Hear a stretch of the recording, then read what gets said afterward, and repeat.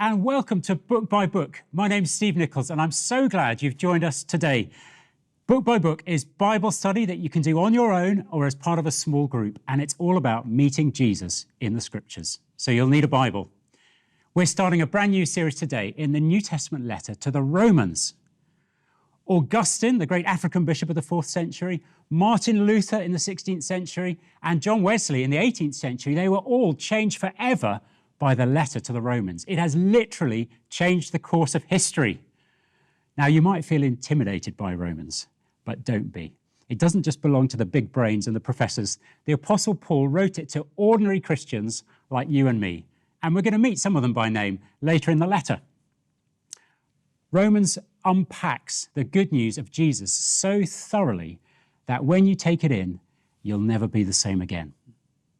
And here to guide us through it are Lorna Wade, counsellor and senior pastor of Micah Community Church here in London, Dr. Paul Blackham, church planter, church minister and theologian, and Tobias Brown, senior pastor of Grace Community Church, Brockley. Well, let's dive straight in to Romans chapter 1. Pick up a Bible and let's turn to Romans chapter 1 and verse 1.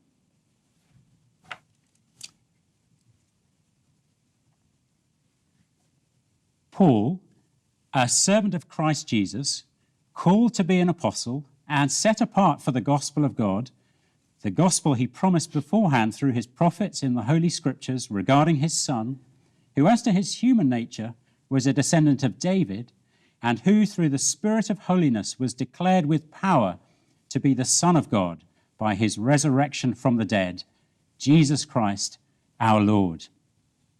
And let's skip on to verse 14. Paul writes, I am obligated both to Greeks and non-Greeks, both to the wise and the foolish. That is why I'm so eager to preach the gospel also to you who are at Rome. I am not ashamed of the gospel, because it is the power of God for the salvation of everyone who believes, first for the Jew, then for the Gentile. For in the gospel, a righteousness from God is revealed, a righteousness that is by faith from first to last, just as it is written, the righteous will live by faith. Tobias, let me begin with you, if I may. Why do you love this letter of Romans so much? Yeah, I mean, part of the appeal of this letter and why I love this letter so much is because in it, Paul explains how the gospel, the good news of Jesus Christ, is God's plan to restore and to redeem the cosmos and to bring everything to unity together in himself in and through the person of Jesus Christ. So what we see in the gospel is how Paul, he outlines for us like where things went wrong, but then he goes on to talk about how in and through the person of Jesus Christ, God is going to renew all things. He's going to restore and redeem lost Adam. And in the end, the cosmos, all of creation will be renewed. And we kind of see that in Romans chapter 8, which is kind of like the highlight of the book of Romans.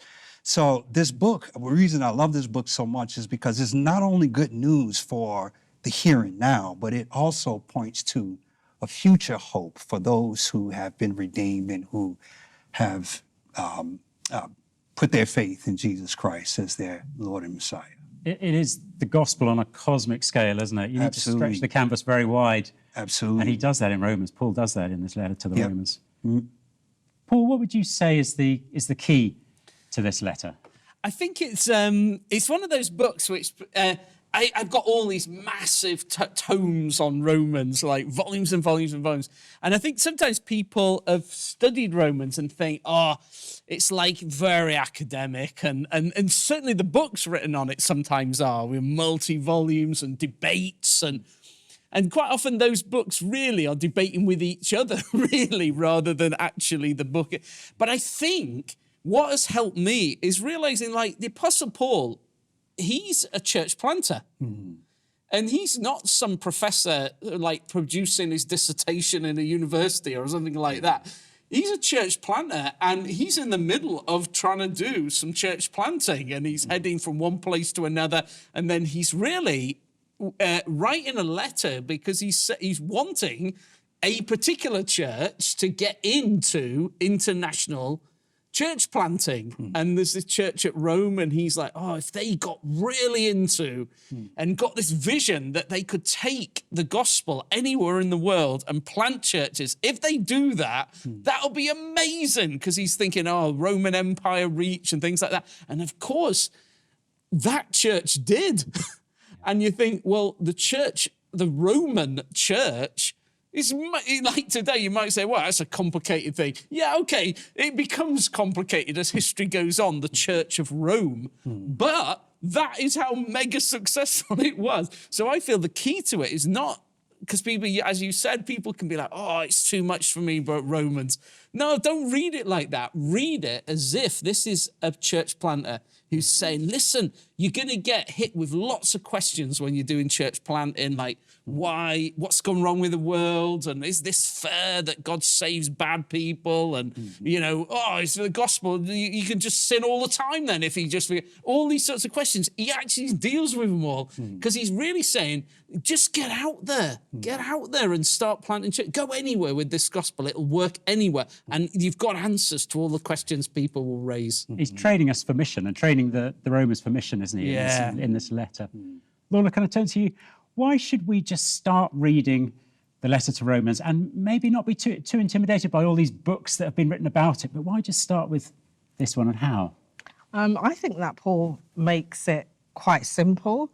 Having all this knowledge as a Jew himself, he had all this knowledge of the law, and now coming to Christ, it kind of all fit together, and he's able to explain to the Roman church and the Gentiles how the Old Testament and the New Testament somehow come together, and presents this beautiful picture of Christ, who from the Old Testament, the story from the prophets, we're talking about this Christ that would come. So I think Paul has a way of just presenting it and making it so simple and making it so plain that I think Christians ought to really get into this book. And as I was kind of studying for it, I was like, oh, wow, I was seeing so many new and fresh things that I think would benefit. I think it's really a foundation for Christians to have a real grasp of the book of Romans. I think it's imperative, really. And when we come to some bit of the letter, maybe that we do struggle to understand, I mean, what would be the advice to sort of get bogged down in that, or maybe just keep going and come back to it later? And yeah, I would say that, to just keep going and just pray that God would kind of reveal to you what he really wants you to see. Because I think in all that we read, it really is just pointing to Christ and this whole thing of what Christ did for us. And I think that the book of Romans really does show that for us. that's great advice. Just keep your eyes fixed on Christ. Absolutely. Keep going. And you read it again and again, you discover stuff which you didn't understand the first time, don't you? Yeah. So, and it's only about an hour to read, isn't it? So maybe before we meet again for our next study, we'll read it through. Yeah. Tobias, can I turn to you? And if we move on to, verses 11 to 18, where Paul says, I'm not ashamed of the gospel. He starts in verse 13. He talks about his plan to come to the Romans. I planned many times to come and see you. Why does Paul mention his travel plans here? And does that give us a bit of a clue about the purpose of this letter? I think so. I think it gives us one of the clues, or one of the many purposes of this letter. I mean, remember, Paul has never been to the church in Rome. But verse 8 kind of highlights for us that, man, he's hearing amazing things that God is doing in this church in Rome. And he wants to visit this church because he wants to use his gift, preaching and teaching, to build up the church. But also notice that he wants to visit them because he wants it to be reciprocal. He doesn't just want to go and impart spiritual gifts to them, but he wants to be built up himself, which is amazing when you think about this mighty apostle wanting to visit this church because he hears that God is doing some amazing things. And he himself wants to come and be encouraged. So, I think that this speaks to part of one of the reasons, or his plans, that he wants to travel to Rome. But as we continue to read, I think we'll probably discover there may be other purposes why Paul wants to visit Rome as well. Yeah. That's great, Tobias. Paul, would you add anything? Yeah, because I mean, I think he's got in mind, hasn't he, Spain? Right, exactly. Yeah. And I think he's like got, I want to do a mission in Spain, which I guess if you're way down the other end of the Mediterranean, it's like, oh, Spain? What are you going to go there for? Yeah. But Paul's like, nah, I'll tell you, I think we can go. I think we can push into Spain. And he's probably like right into, because he talks about that later, doesn't he? And he's going to go, hey, I'm going to go into Spain, but I want those Romans on board with this. Yeah. So he's kind of sharing, I guess, part of this international vision. He says, I'm going to do it. So I want you guys on board with it. Yeah. That's great, Paul. Thank you. Thank you, Tobias. He says in verse 16, I am not ashamed of the gospel. Why isn't he? Yeah. Paul, why isn't he ashamed of this gospel? Oh, it's one of the best bits. And on my Bible, there's an unfortunate division between verses 17 and 18 because actually he gives 3 reasons and they're all connected together. And he says, look, I'm not ashamed of the gospel because it's the power of God to save anybody who trusts him. And then the next one in verse 17, because in the gospel, the righteousness of God is revealed. And then there's actually a third one, which is doesn't sound as obvious, but it actually is, and we'll hopefully see that. Verse 18, because, there's actually a because at the beginning of verse 18, but it's not in my English version, but it is in the original. So he's like, because of the power of God, because of the righteousness God is revealed, and because the wrath of God is revealed. That's why I'm not ashamed of the gospel. And for him, he's super excited to explain the wrath of God. But those 3 things, and just if I can, just say something about the righteousness of God, because it's going to be huge in the book. God, there's like justice of God. Because when people think about the justice of God, it's like, oh, that's bad news, the justice of God. Because justice means he's going to come and absolutely destroy us. And sometimes people in the past have thought, oh, that's what the righteousness of God is. God's our enemy, sort of, and he's out to get us. But actually, it's not that. And the righteousness in the Bible, I'll just be super quick, the righteousness, if you study all the verses, it's got 3 elements to it. Righteousness of God means he has compassion on widows and orphans and people who are damaged by sin. So the first thing almost is, I want to help you. He's righteous, therefore he wants to help. And then secondly, it's that he wants to redeem us from doing bad things. So it's the victims of sin, the doers of sin. I want to redeem you from I don't want you to be sinners. And then only the third one, he says, now at the end of everything, there is vengeance. If you won't be redeemed, if you won't be rescued, you won't just, then there's vengeance. But it's wonderful that when Paul says the righteousness of God, it's like, oh, that's supposed to be like, brilliant. That means help's coming. The righteousness is from God. I noticed in your reading, the righteousness from God. It's a gift, and we'll, I guess, see that more as we go on. Yeah. Paul, that's so helpful, helping us unpack righteousness like that. Lorna, is there anything you would add to that about, that question? What is righteousness? Why is it so important in this letter to the Romans? Well, it reveals God's character, his character. And as Paul mentioned, the compassion, the love. I think it was in Psalm 103 where it says that he doesn't treat us as our sins deserve. And, whilst he's a righteous God and a just God, he's that compassionate God that, and that's why he sent his son to die for us while we were sinners. So, God's not looking to spoil our fun or to just come and, clobber us. He is really looking to redeem us and to rescue us from sin. And I think that really speaks about his righteousness and that God always does what is right. That's so helpful. He always does what's right. I love that expression. Yeah. We'll come back to this in future studies, I know. We need to move on, though, a little bit. So I'm looking now verses 19 to the end of the chapter, to verse 32, and we're reading about the wrath of God being revealed. Tobias, if I can ask you, how can it be good news to know that God is angry or upset with human beings? Yeah, that's a really good question, especially when you look at how many times the gospel is mentioned in chapter 1. Paul mentions the gospel 6 times. Gospel in Greek is evangelion, which means good news. So Paul is establishing from the very outset that this message that he's talking about is good news. So to your point, how is the wrath of God good news? So I think what the picture Paul is painting for us here is a very bleak and troubling picture of man's relationship with God. And what Paul is essentially saying is that apart from a divine intervention, man's relationship with God is hopeless. It's irreconcilable. We are too obstinate. We are too self-centered. We're too self-focused to accept God's truth as the right truth and to conform our lives to that truth. So we shake our fist at God and we say, no, I don't want you part of my life. I don't want you telling me what to do. And the Bible calls that sin. And so once we begin to see and understand ourselves as sinners and how our sinful actions warrant God's judgment, then we begin to see God's solution as good news, because God just doesn't leave us in that state of rebellion and without acting. But the good news is saying that God did act. He acted in and through the person of his son, Jesus Christ.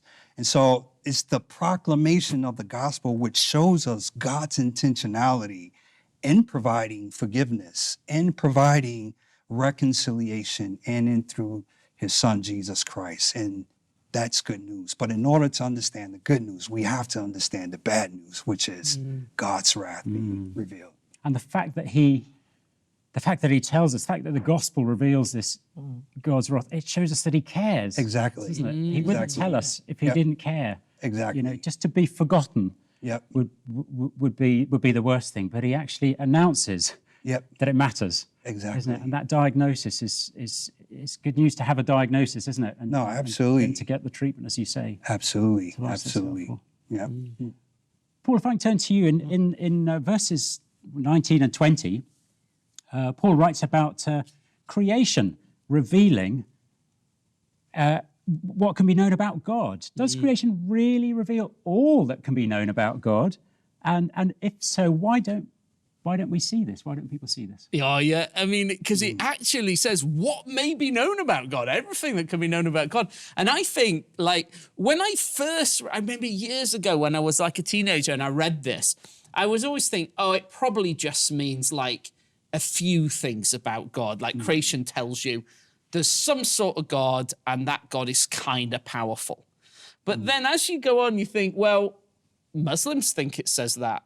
And, Hindus maybe think, yeah, there's some sort of God out there who's kind of powerful, or maybe lots of them and things like that. No, the creation can't be saying just rubbish things like that. When you read through the Bible has so much about what creation tells us about the living God of Father, Son, and Spirit, and the gospel and resurrection, death. Like Jesus goes, oh, see this seed here? Like this seed is talking about me, and it's about my death and resurrection. And you can put a seed and make a little hole, make a grave for it, and bury the seed, and then it dies and resurrects. And he goes, that is telling you about me. And then there's loads of examples, or the trees when the wind blows, which is like the Spirit.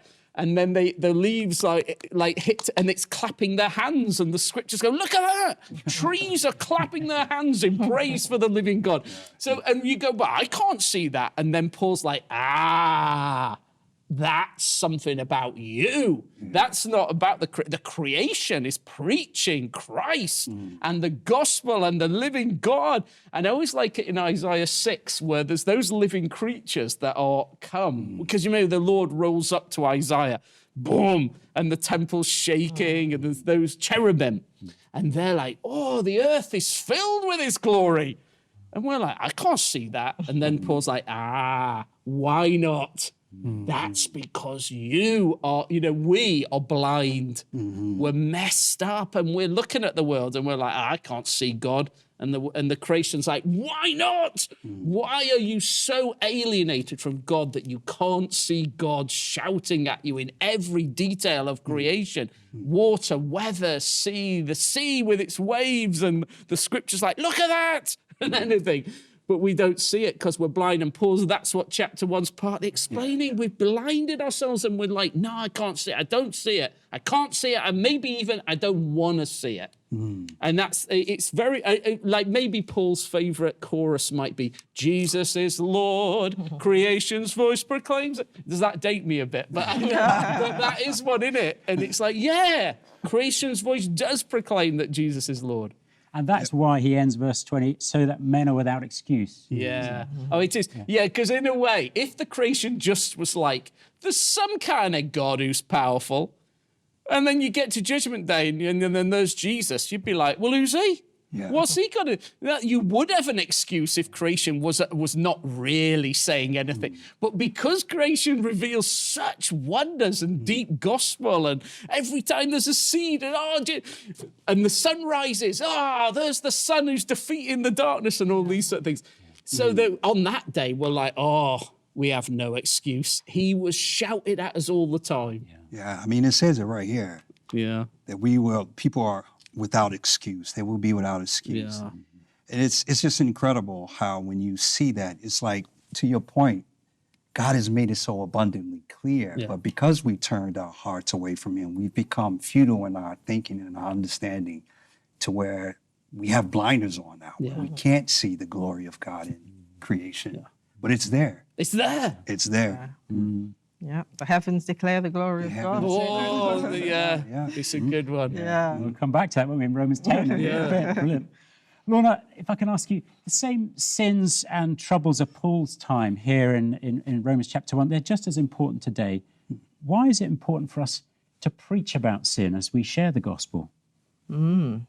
Sin, that's a word that people don't really like. People in our generation probably feel quite offended when we use the word sin. But sin is sin in any generation. And the gospel clearly tells us that we have a sin problem. And this sin problem is no different for us today. And I think that we need to preach, because the gospel tells us about sin. For God so loved the world that he gave his only begotten son, that whosoever believeth in him should not perish, but have eternal life. And that's talking about God being willing to deal with our sin problem. And therefore we should not be shy to say that sin is sin. As difficult as it may be in our generation, but the Bible, clearly tells us that sin will ultimately bring us destruction. So therefore, to me, it's a kindness for us to say. And when we talk about sin, it's not about pointing the finger. It's that, we are all sinners without Christ, aren't we? And we all need Christ. So therefore, I think that it's important that we preach about sin. And in this, the one, he's thinking, if we've just thought about how the whole of creation is preaching Christ, and then he picks on the way that in our messed upness, we go against our design, the way we've been created. And he goes, look, kids don't respect their parents. And it's like, wow, that's so unnatural. How weird is that? And then he talks about our intimate relationships, and he's like, even they're getting messed up, and people are going against the way we were designed. And it's almost as if, how can people get so detached from creation and the way they were made, and to be like, I don't care if God's made me, I'm going to live my way, and I don't care what creation's saying, and I don't even care what my own body says. I'm going to live my way. And then he's like, and the sins that he lists, they're just the same. We look at our world and we're like, yeah, man, nothing's changed. Sin then, sin now. It always manifests in the same sorts of ways that are so destructive. Yeah, it's idolatry, right? It's exchanging the truth of God and our worship for God for the created. Yeah. And once we do that, then, it is going against nature. How God has created us and designed us to be. Yeah. And when we do that, then that's when destructive happens. Because if God gives us over to our insatiable desires and appetites, then sin is just going to destroy everything, even our understanding of who God is. Absolutely. There's a psalm that says, righteousness exalts a nation, but sin is a reproach to any man. Yeah. So even on an individual level, sin will eventually destroy us if it's not dealt with. And only Christ can deal with our sin problem. Exactly. Maybe that's the place to stop today. Lorna, Paul, Tobias, thank you so much. We've made a great start on this letter, and I can't wait to keep going. There's more in store, but thank you so much for our study together today. Thanks for having me. Yes. Thank you. Yeah. Thanks, Steve.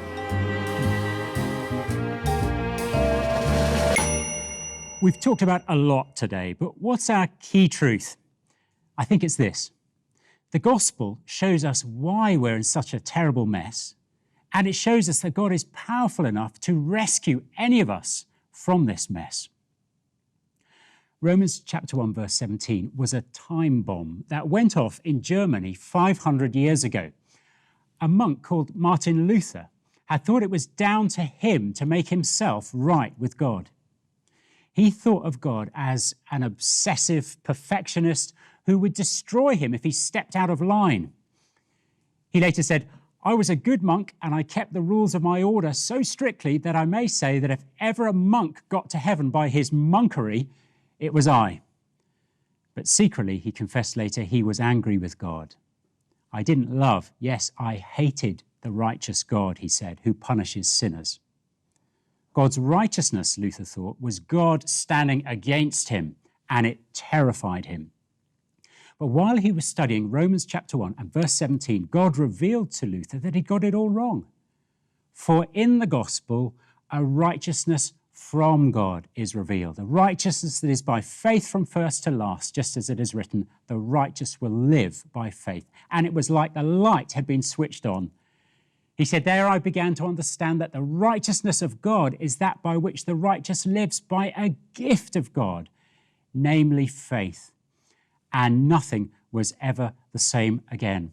We simply put our trust in Jesus, the righteous one. He said, I felt like I'd been born again and had entered paradise itself through open gates. It's the difference between do and done, between what I try to do to make myself right with God and what God has done for me in Jesus at the cross.